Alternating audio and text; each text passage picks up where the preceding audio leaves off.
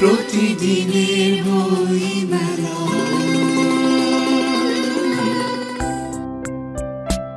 Little Mac চত্বরে কথা হলো তরুণ কবির দৃষ্টি দিজারের সাথে। তিনি জানালেন তার বই সম্পর্কে। বলতে লজ্জা নেই আমার প্রথম কাব্যগ্রন্থ এবং দ্বিতীয় বই। প্রথম বইটি হচ্ছে বিলুপ্তি ফেরাতে আসা রানী মাছ, একটা গল্পগ্রন্থ ছিল, এটা চৈতন্য থেকে এসেছে। আর এই বইটা বলতে লজ্জা নেই, যেটা আমার প্রথম কাব্যগ্রন্থ, এটা এসেছে হচ্ছে চন্দ্রবিন্দু থেকে।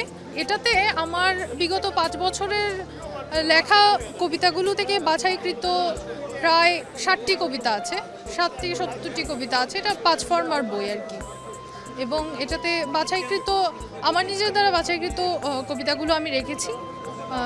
আমার নিজের ব্যক্তিগত ফিলোসফি, তারপর হচ্ছে যত চিন্তা, একাকিত্ব বা মানুষের সাথে যে ব্যক্তিগত সম্পর্ক, সব কিছু আছে। এবং আমার যে রাজনৈতিক দৃষ্টিভঙ্গি, সেটাও দৃষ্টিভঙ্গির পরিবর্তন, সব কিছুই আছে এটার মধ্যে।